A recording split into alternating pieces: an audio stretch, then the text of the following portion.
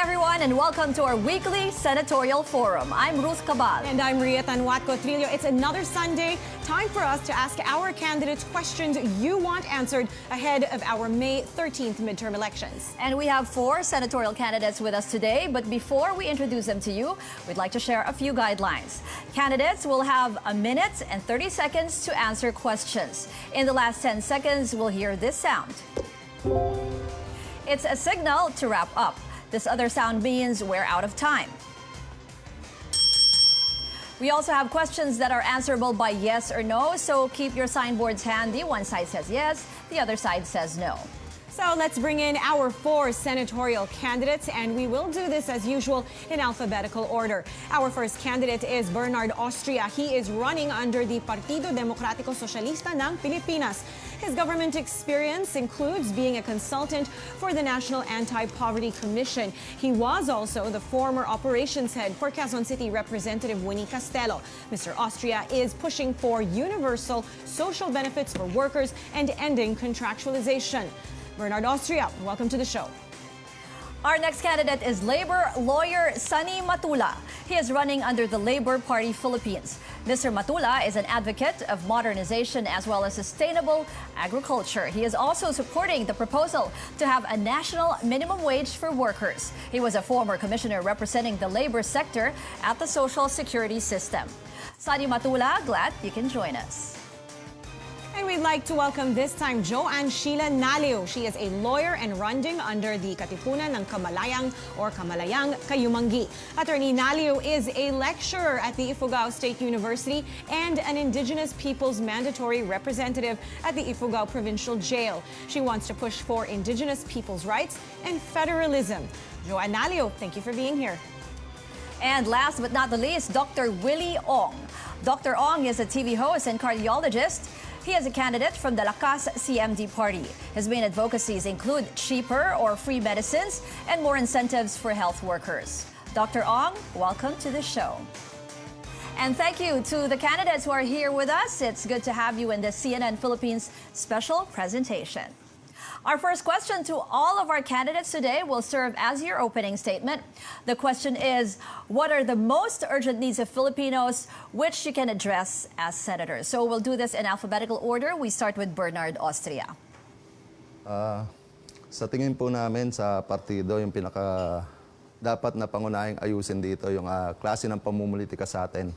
Yung tinatawag natin authentic politics. Kasi dito nagbubunga yung magandang panunungkulan ng ating mga gobyerno, mga umuupo sa gobyerno. Dapat honest at may integrity.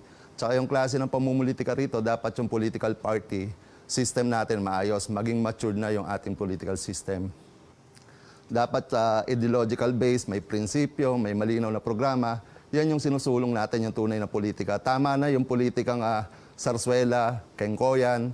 Pagkatapos ng eleksyon, wala na, kakalimutan na. No? Panahon na para baguhin natin ang ating politika. Okay, you're next, Sonny Matula. Ang napaka-importante para sa mga manggagawa ay ang trabaho, disente at regular na trabaho at ang pagtuldok sa abusadong kontraktualisasyon. Ang pangalawa ay ang national minimum wage, yung kasalukuyang regional wage schemes ay hindi na angkop sa kasalukuyang sistema. Dapat national na ang manggagawa, ang minimum wage ng mga manggagawa. Ang sahod ni Juan sa Hulo ay dapat katulad din ang minimum wage ni Pablo dito sa Metro Manila. At ang ating sinasabi rito ngayon na dapat ang mga manggagawa ay bigyan na ng kapangyarihan na zero ang representasyon sa Senado ngayon. Ang walang tunay na makapagsalita para sa mga manggagawa maliban sa mga manggagawa mismo. Ang mga manggagawa, ang mga magsasaka ay huwag dapat matakot sa kapangyarihan. Dapat panghawakan nila ang kapangyarihan para mabigyan ng direksyon ang pagbabago na gusto nila sa isang lipunan na may pantay na paglingap sa bawat Pilipino. Alright, maraming salamat. And how about you, Joanne Sheila Naliw? Ang pinaka-urgent needs ng mga Filipinos sa ngayon is representation for the youth sa Senado. Ganun din po, regional representation from all the regions in the Senate. And sa ngayon, ang isa pang kailangang addressan, which is also urgent, is yung mga problema natin that was brought about ng ating pagwawaldas sa kalikasan. Ganon din po ang pagkakaroon ng espiritualidad sa mga leaders. Hindi lang po dapat ang leader ay matalino o madiskarte, kailangan din po siya ay guided by the Holy Spirit and by the only one God. So, ganun din po ang mga pangangailangan ng katutubo sapagkat ang ating IPRA is already celebrating its 21st year anniversary. Pero hanggang ngayon, wala pa rin po itong ngipin. Marami pa rin pong mga katutubo ang nagiging biktima ng discrimination, land grabbing, and others. So yun po yung mga urgent needs na kailangan i-address natin sa Senado. All right, thank you very much. And last but not least, Dr. Willie Ong. Magandang gabi po. Kaya tayo tumakbo sa Senado kasi talaga maraming mga pasyente na sumusulat sa akin. Libo-libo nagre-request sa akin, mga dialysis patients, kung pwede tumakbo ko para sa kanila. Yung kailangan ng heart operation, yung mga malalalang sakit. Alam niyo, isang pinaka-problema sa Pilipinas, yung kalusugan. Sobrang kulang yung naibibigay nating healthcare sa kababayan natin. Kahit sasabihin natin meron tayong PhilHealth, hindi mo naman magamit yung PhilHealth mo kung kailangan mo magpa-check up, kailangan mo ng CBC o ECG, hindi mo magamit ang PhilHealth, kailangan mo na isang gamot sa high blood, palagay natin amlodipine, hindi mo rin magamit ang PhilHealth. So kailangan natin yung mga libreng maintenance na gamot, gamit ang PhilHealth, libreng check-up, at yung mga lab test din. Kahit mayroon na tayong universal healthcare law, malayo pa po tayo bago maabot natin yung universal healthcare. Kasi ang kailangan na budget talaga para malutas ang lahat ng problema ng kalusugan, 1.2 trillion.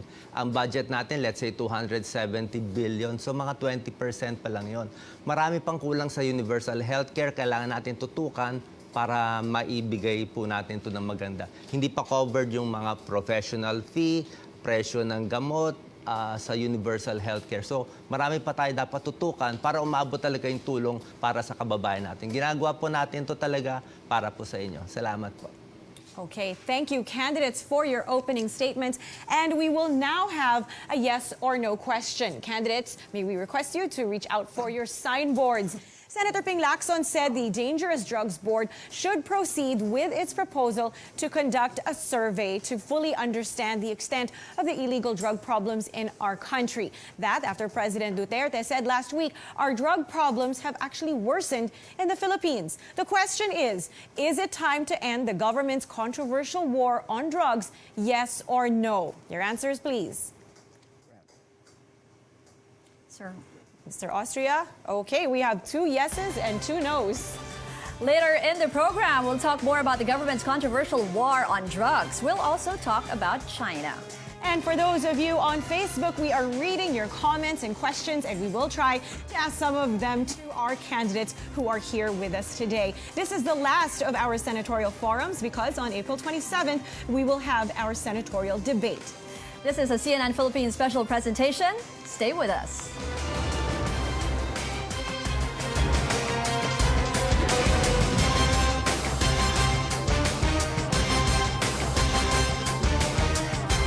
Welcome to our weekly senatorial forum. I'm Ria Tanwat Cotrillo. I'm Ruth Cabal. Today we are asking 4 senatorial aspirants questions you want answered on issues that matter most to us. So stay with us all throughout this hour.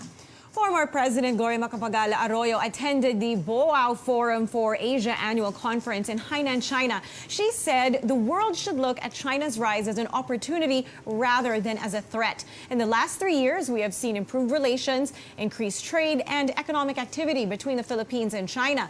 This question goes to the following candidates, Attorney Sani Matula and Dr. Willie Ong and Bernard Austria. Should we be concerned about debt trap diplomacy?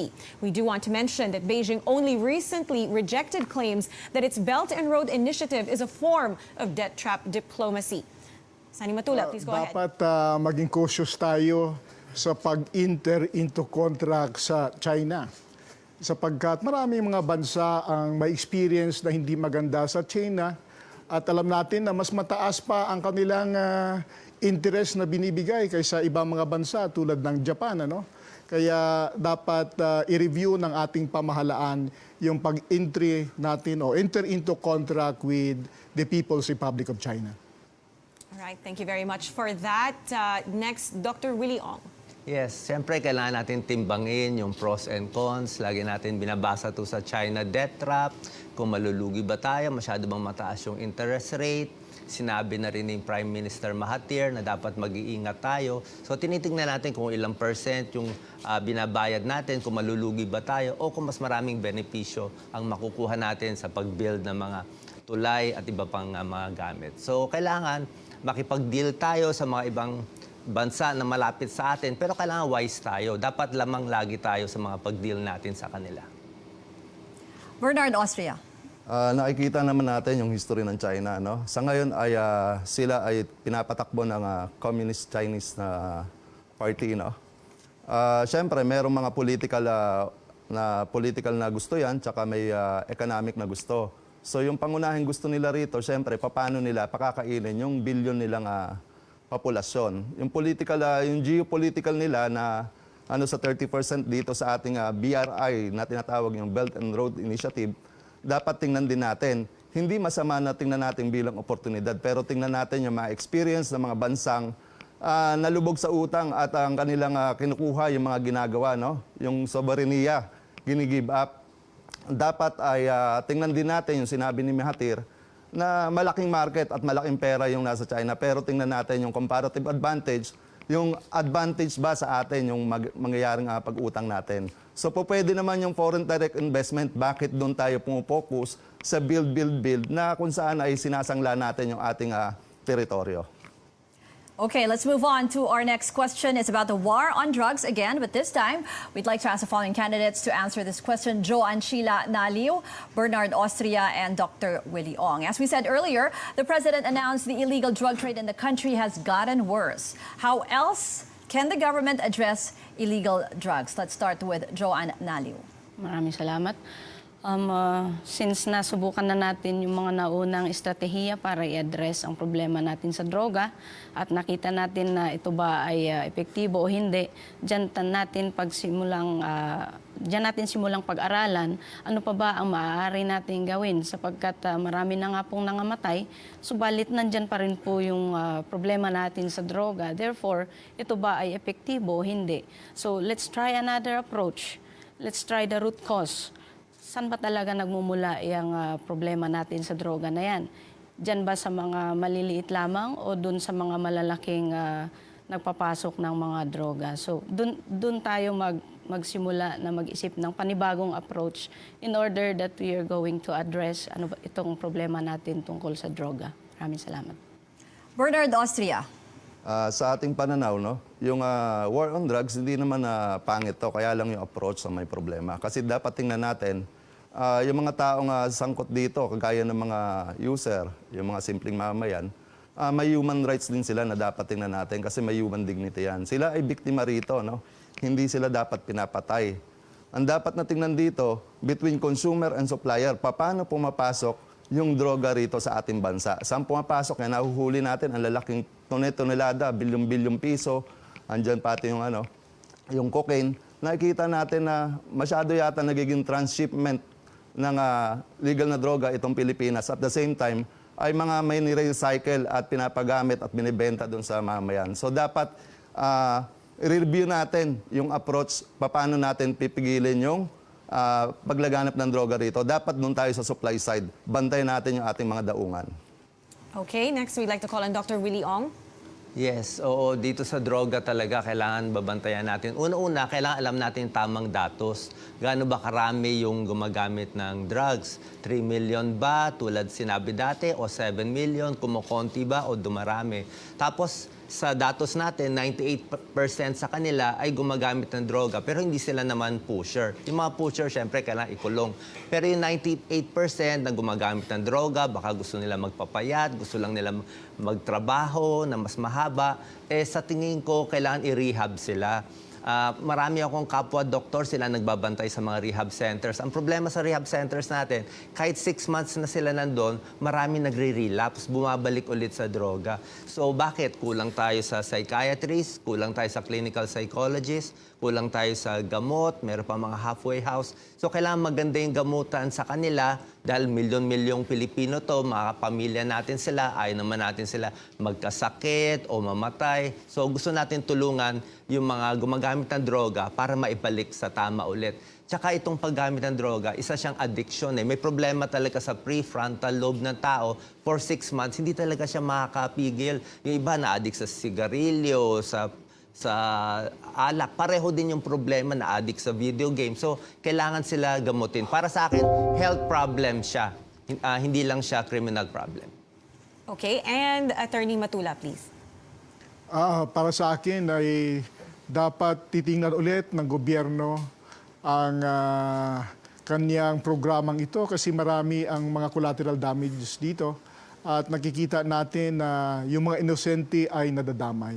Sa aking palagay, dapat mag-create tayo ng isang high-level commission para pag-aralan at imbestigahan yung mga nakaraang patayan. Mayroon na ata tayong 23,000 na mga nabiktima dito. At palagay ko ay dapat tingnan yan. Para sa akin, ang ating kapulisan ay dapat magserbisyo at mag-protect sa ating mga mamamayan, hindi sa pagsira o pagpatay sa kanila. Okay, maraming salamat. And candidates, now we are going to ask you a yes or no question. You know what that means. Please reach out for your signboards. The MMDA says they are planning to remove provincial bus terminals along EDSA to ease traffic congestion. And the plan takes effect in June, but there's a dry run after Holy Week in April. So, should the MMDA proceed with banning provincial bus terminals on EDSA? Yes or no? Hold up your answers, please. Dalawang no, dalawang yes. This is the last senatorial forum of this election season, and then on April 27th, that's a Saturday, we will have a debate. Stay tuned for all the details right here on CNN Philippines. We are taking a short break. When we return, we'll talk about the recent water crisis in the metro as well as the national budget.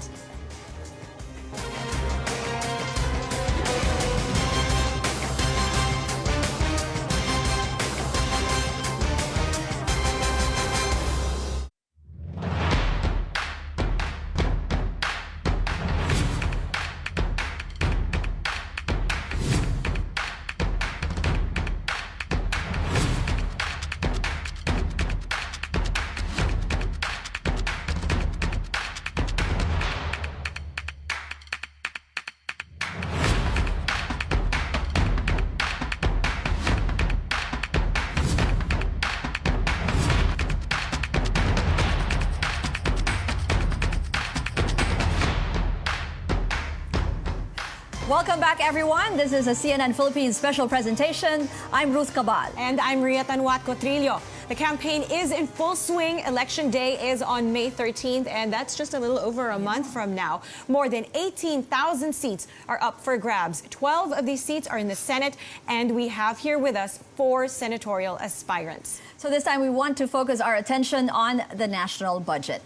3 of our candidates will answer this next question: Bernard Austria, Joan Sheila Naliu, and Sunny Matula. Senate President Tito Soto signed the proposed 3.7 trillion peso national budget, but he says he's doing it, quote, with strong reservations. Yan. The Senate, however, is calling on the president to veto unconstitutional provisions, including the alleged realignment of 75 billion pesos in funds. So the question is, should the president veto the supposed House insertions after Congress has already ratified the final budget bill? Bernard Austria.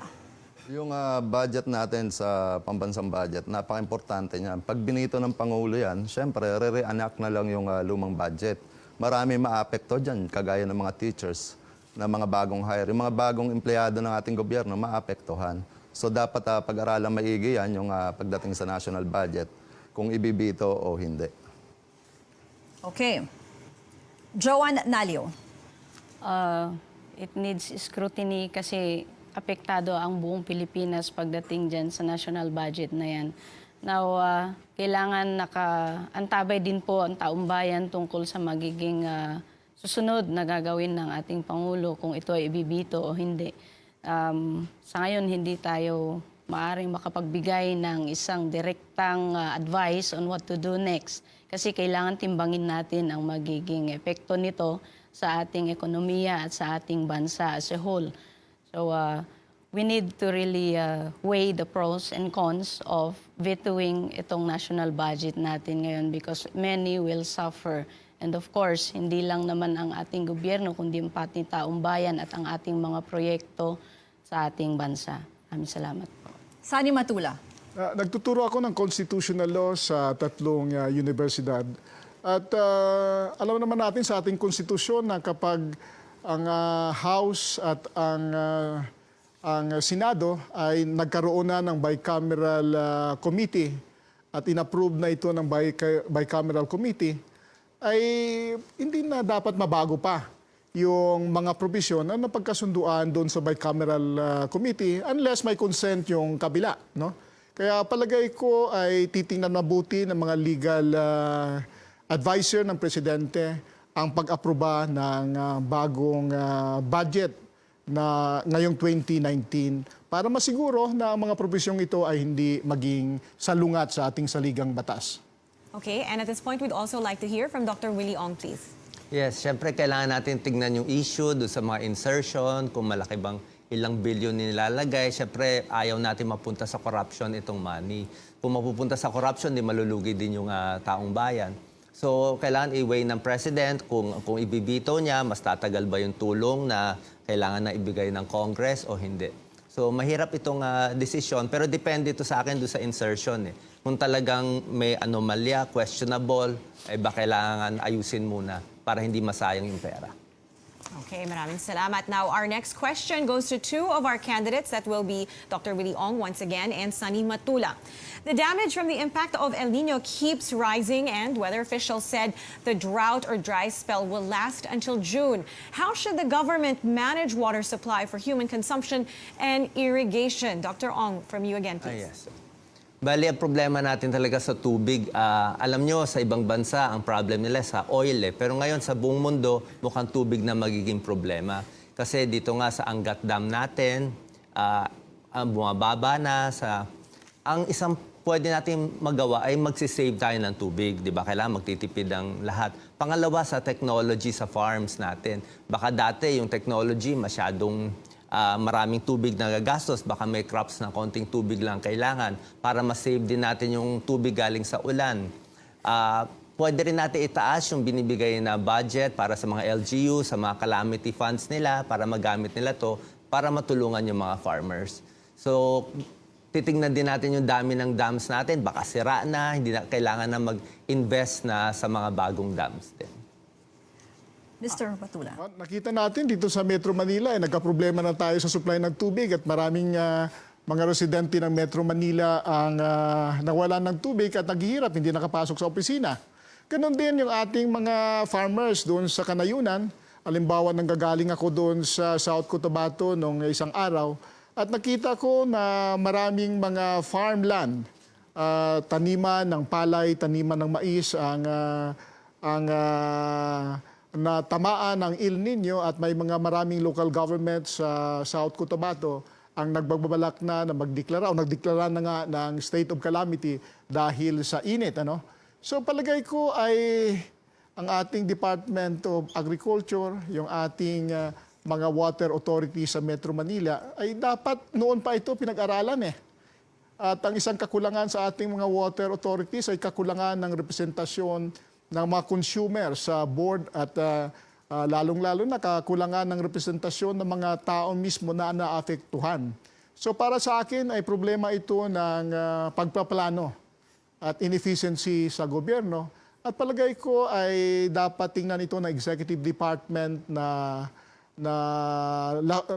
lessons para next time hindi na natin ulitin ulit ang mga kamalian na nangyayari sa kasalukuyan. Gusto na rin natin pakinggan yung sagot ng iba nating kandidato. Bernard Austria. Yung sa ating tubig, makikita natin, ako taga Bulacan nakikita ko yung tubig tuloy-tuloy lang na umaagos hanggang doon sa mga kanal sa patubig. So nakikita natin maraming nasasayang na tubig. Pagtatapos niyan, didiretso ng, ng ilog. So makikita mo sa ilog, ang daming tubig na dumadaloy. Tingnan natin yung Japan, yung ibang bansa, paano yung kanilang irrigation. Yung irrigation nila nakatubo. Once na nadiligan na yung palayan, bababa na kaagad yung tubig dun sa ilalim, may imbakan uli. So makikita natin na minamanage na maigi yung irrigation. Pagdating naman dito sa ating human consumption, dun sa water supply sa Metro Manila, makikita natin na mukhang may problema talaga. Binigay natin sa pribadong pagmamayari, pagpapatakbo yung ating water. No? Dapat dyan ay pagdating sa tubig, dapat dyan ay mga basic utilities, dapat pag-aari ng gobyerno yan. Dapat national na nagpapatakbo dyan. By national corporation na magpapatakbo yan. Itigil na natin yung privatization. Mukhang hindi nila natugunan yung kanilang mandato, yung kanilang prangkisa na kinuha na dapat ay ibinigay sa kanila. Yung isa rito, yung tinatawag nating sewerage. Kasama yan sa prangkisa, sa kanilang in-applyan, hindi lang yung distribution ng tubig. Yung natatapon na tubig, dapat ay meron na silang sewerage. Saan nila inaasa yung sewerage? Sa gobyerno pa rin. Dapat kasama yan. So dapat national na ang magpatakbo ng tubig natin. Gobyerno na mismo. Okay, thank you very much. And from Joanne Sheila Naliw. Ang pangangailangan sa tubig ay isang unang-una, being a basic necessity, ito ay dapat nasa pangangalaga or oversight ng ating gobyerno. Ngayon, since ito ay na-privatize, kailangan na patuloy ang pagbantay ng ating gobyerno kung paano ba minamanage ng mga private companies itong pagrarasyon sa tubig na to. Ngayon, kung hindi makayanan ng isang pribadong kumpanya na ma-deliver ang mga pangangailangan ng mga tao, especially on human consumption, then we need to entertain key players who would deliver it better. Now, regarding naman sa mga patubig, ito naman din po ay pagdisiplina para sa mga tao kasi hindi lahat iniaasa sa gobyerno.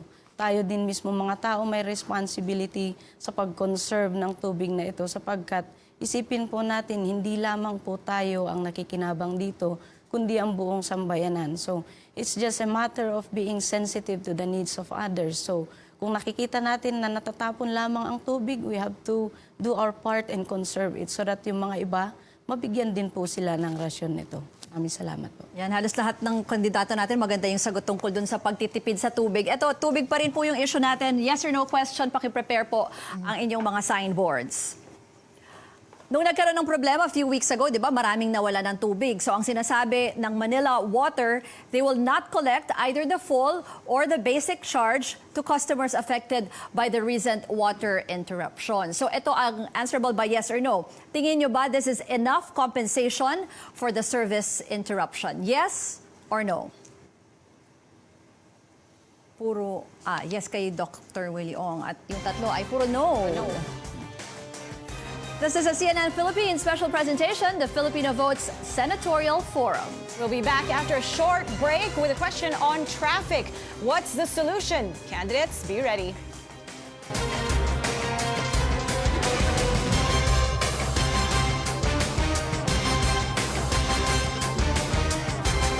Hello, everyone, and welcome to a CNN Philippines special presentation.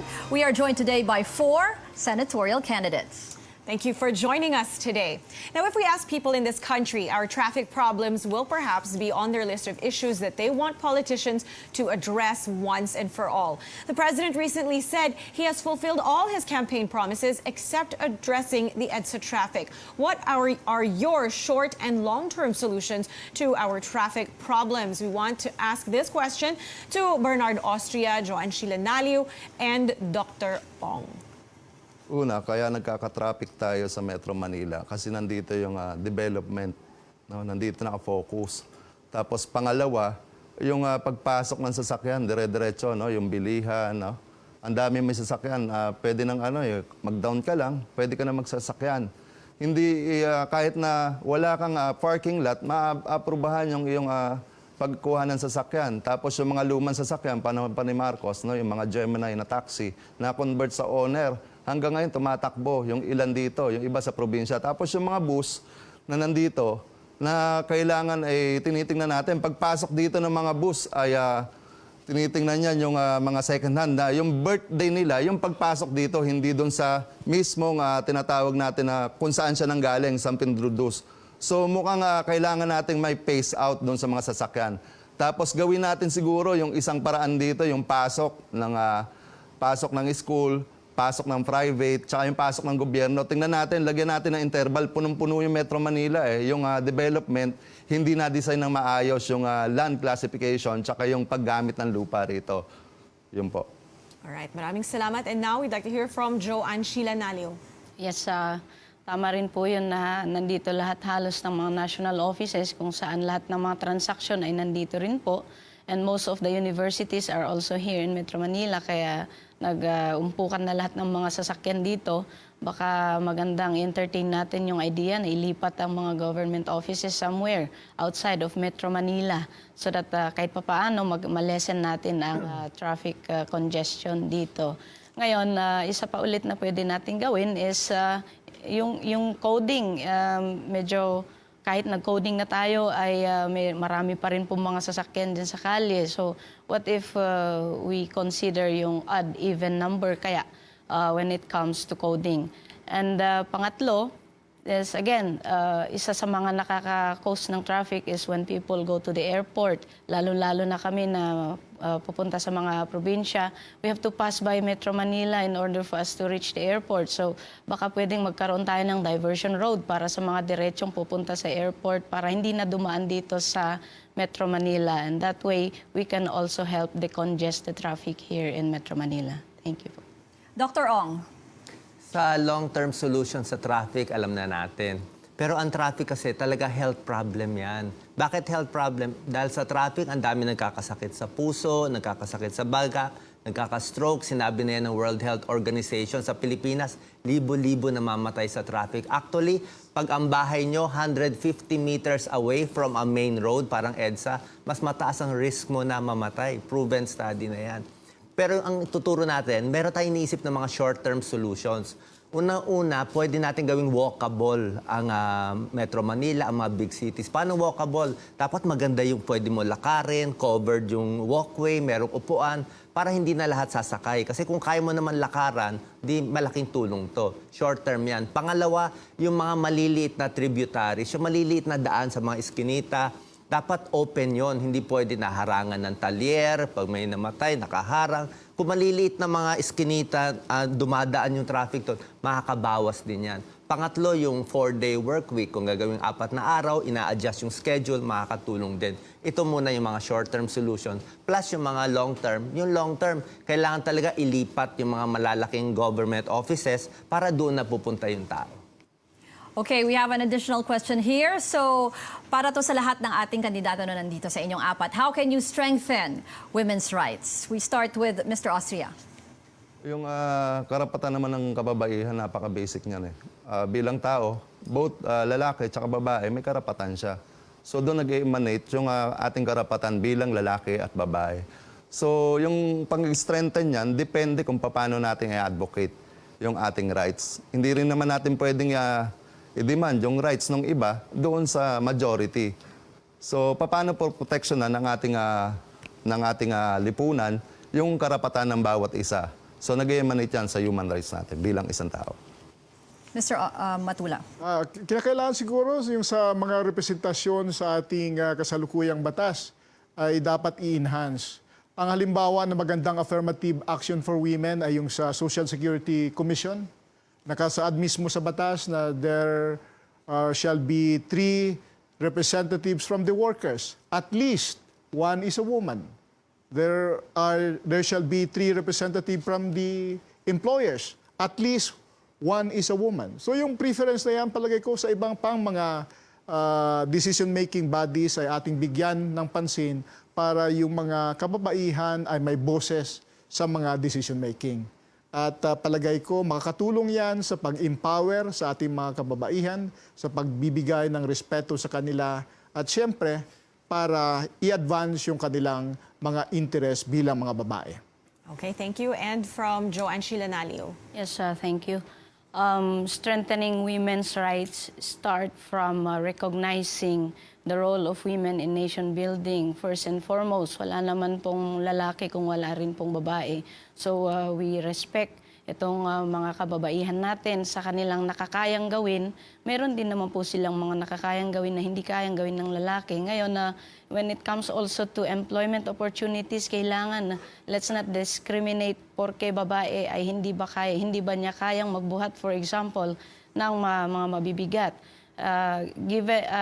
Bigyan din po natin ng equal chance ang mga kababaihan na matunayan na kaya din po nilang gawin kung ano man po ang kaya ng mga lalaki na gawin sa isang trabaho. And then also, let's give them more emphasis on yung pagtrato sa kanila equally as to benefits. Kasi po, minsan, mas maraming nagiging benepisyo ang mga lalaki kaysa ang mga kababaihan. So, pantay-pantay naman po nagagawa ng lahat. So, let's reward them for what they were able to accomplish, whether they be women or whether they be men. Thank you so much. All right, thank you very much, Dr. Ong. Yes, syempre kailangan equal rights sa mga women, sa trabaho, sa sweldo, pantay din katulad ng sinabi ni Attorney Sani. Pero sa akin, pag sinabi niyong women's rights as a doctor, mayroong mga malalaking problema ang kababaihan. Hindi pa to alam ng mga nakikinig sa atin. Number 1, ang breast cancer sa Pilipinas, tayo highest in Asia. Hindi pa to masyado nababalita. 10% ng mga kababaihan magkaka-breast cancer sa Pilipinas. Hindi ko alam bakit. Baka something sa pagkain natin, sa mantika. Gusto ko talaga ma-investigate. Pangalawa, 40% na kababaihan natin, marami sa kanila anemic, kulang sa dugo. Kaya pag konting tayo, hilo na agad. So, baka kulang sa sustansya na kinakain. So, pag anemic, mataas ang breast cancer, mas maikli ang buhay nila. Gusto ko siyempre mapahaba ang buhay ng kababaihan para mahaba ang trabaho, maalagaan ang pamilya. Okay, Salamat po. it's now time for another yes or no question. Pakilabas po ang inyong mga signboards. Okay, the question is freedom of the press under threat in our country? Yes or no? Yes, yes, no, and no. You're watching a CNN Philippines special presentation. We are down to our last question after the break. Stay with us. You're watching CNN Philippines.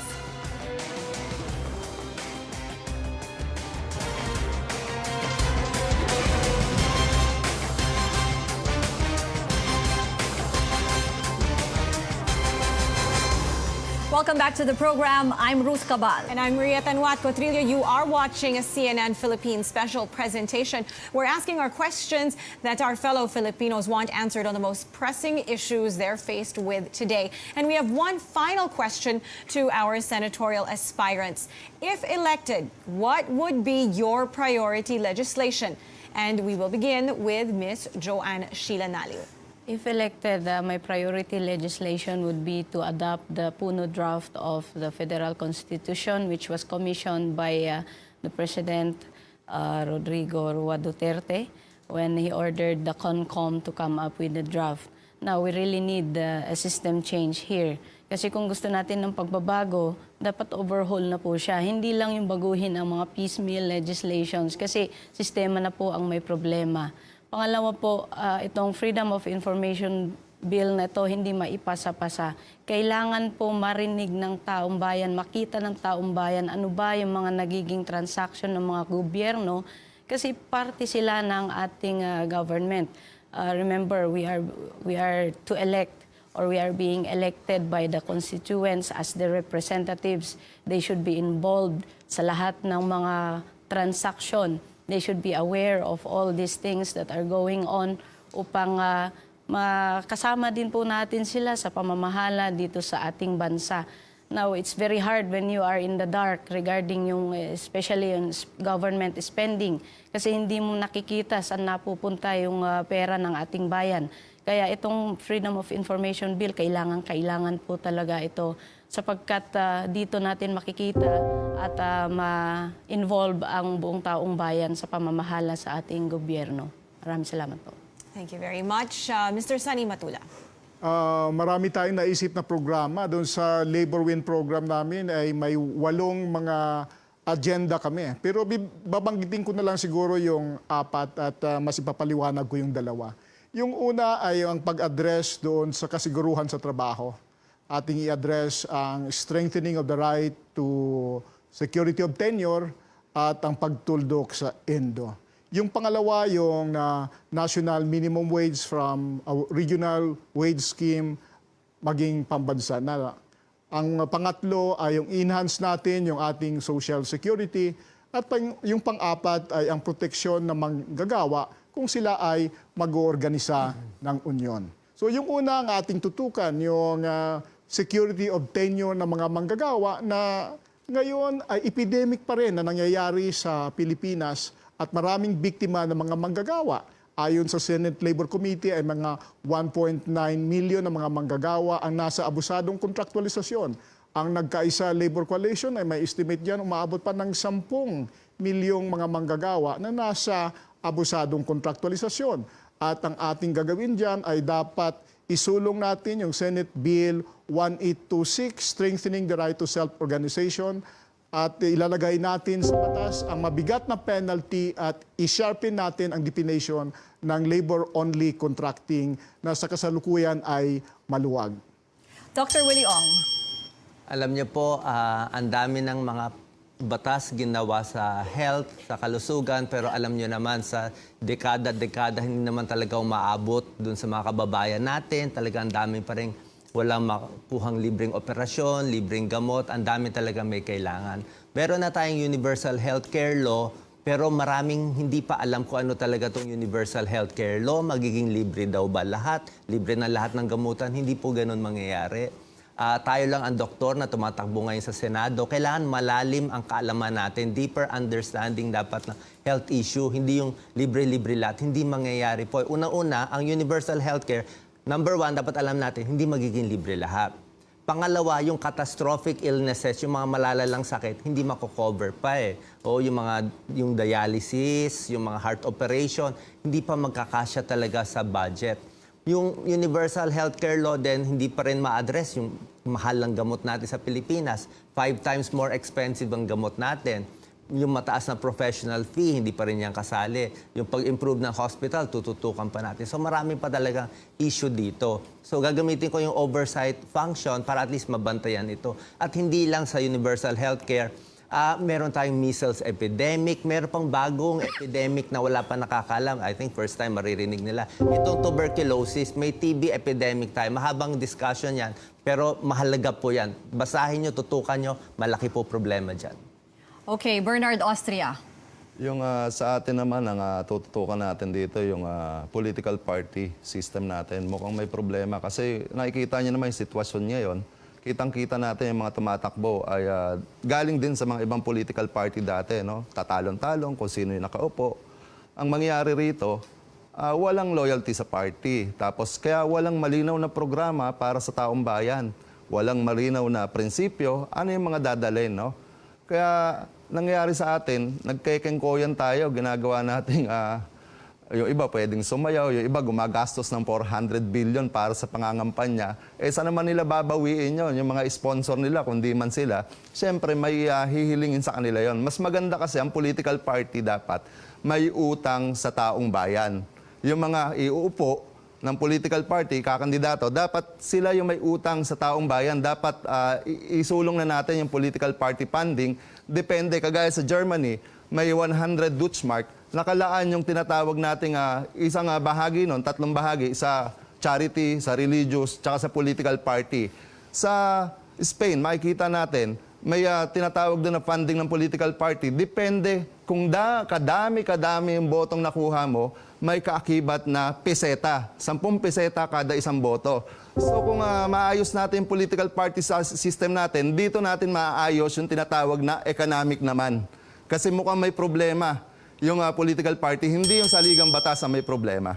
Okay, candidates, thank you very much for participating in today's senatorial forum. Here are 4 of your senatorial candidates: Bernard Austria, Dr. Willie Ong, Sunny Matula, and Joan Sheila Naliw.